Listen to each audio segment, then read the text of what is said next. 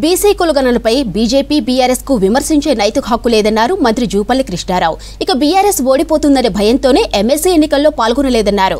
BJP మతాన్ని రెచ్చగొట్టి రాజకీయం చేస్తుందని విమర్శించారు. ఇక రాహుల్ గాంధీ గురించి మాట్లాడే హక్కు కమలం పార్టీకి లేదన్నారు. ఇక బీజేపీ బీఆర్ఎస్ నిరుద్యోగులను మోసం చేసే పార్టీలని విమర్శించారు జూపల్లి. ఈ ఎన్నికల్లో ఈ యొక్క ఎమ్మెల్సీ ఎన్నికల్లో పట్టభద్రులు ఒకసారి ఆలోచన చేయాలి.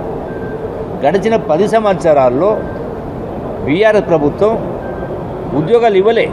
కాంగ్రెస్ ప్రభుత్వం రేవంత్ రెడ్డి గారి నాయకత్వాన సంవత్సర కాలంలో సుమారుగా 56,000 ఉద్యోగాలు ఇవ్వడం జరిగింది. మిగతా ఉద్యోగాలకు సంబంధించిన జాబ్ క్యాలెండర్స్ ఇవ్వడం జరిగింది. ఇప్పుడు ఇవ్వడం జరిగింది అంటే పరంపర కొనసాగుతూ ఉంది. మొదటి ప్రాధాన్యత ఓటు కాంగ్రెస్ అభ్యర్థి నరేందర్ రెడ్డి గారికి ఓటు వేయడానికి నిశ్చయించుకున్నారు.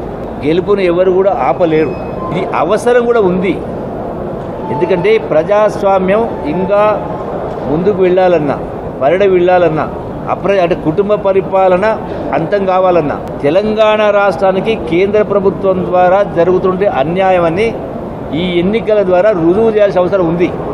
మొన్న బడ్జెట్ ప్రవేశపెట్టిన కేంద్ర బడ్జెట్లో తెలంగాణకు ఎంత అన్యాయం చేసిన కారణంగా పక్షపాత సవతి తల్లి ప్రేమ చూపించినటువంటిది కేంద్ర ప్రభుత్వం తెలిసినట్టు చెయ్యాలంటే మేధావులు, ఉద్యోగులు, నిరుద్యోగులు, పట్టభద్రులందరూ కూడా ఈ ఎన్నికల్లో కాంగ్రెస్ అభ్యర్థిని గెలిపించి ఢిల్లీ కళ్ళు విప్పేటువంటి కార్యక్రమం చేయాలి. బీసీ కులాలకు సంబంధించి కూడా బీజేపీకైనా బీఆర్ఎస్కైనా ఇంకొకరికైనా విమర్శించే నైతిక హక్కు లేదు.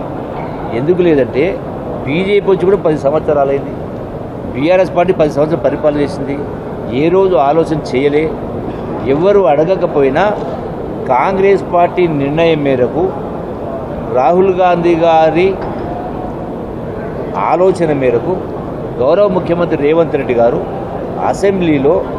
అసెంబ్లీలో అంటే నిర్ణయం తీసుకుని చట్టంకి లోబడి టోటల్గా డోర్ టు డోర్ సర్వే సుమారుగా 98,000 మంది ఉద్యోగులతోటి వాళ్ళ సంతకాలతోటి ప్రతి ఇంటికి సంతకాలతోటి ఇలా సర్వే చేసినటువంటి లెక్కలు వచ్చినాయి. ఒకటే చెప్తున్నా, ఓసీల శాతం గతంలో చేసినటువంటి సర్వే లెక్కల ప్రకారం 20% ఉంటే ఈ రోజున అది తగ్గి 15% వచ్చింది. బీసీల శాతం గతంలో ఉన్న లెక్క కంటే 5% పెరిగింది. ఇంకా 3 లక్షల కుటుంబాల పైచిలకు ఈ సర్వేలో పాల్గొనే వాళ్ళు ఉన్నందుకు మళ్ళీ 10 రోజులు టైం ఇచ్చి మళ్ళీ వెళ్ళి వాళ్ళ దగ్గర తీసుకొచ్చే కార్యక్రమం చేస్తూ ఉన్నాం. దీనిలో కేసీఆర్ అయినా, కేటీఆర్ అయినా, హరీష్ రావు అయినా, ఇతరులైనా ఎందుకు పాల్గొనలే? ఎందుకు ద్వేషం? దాపరికం లేకుండా చేస్తూ ఉన్నాం కదా. మీరు ఆనాడు చేసినటువంటి సమగ్ర కుటుంబ సర్వే ఒక్క రోజులో చేసి తూతోని మమ అనిపించేసి దాన్ని శాసనసభలో పెట్టలే, క్యాబినెట్లో పెట్టలే, చట్టరూపం ఇవ్వలే.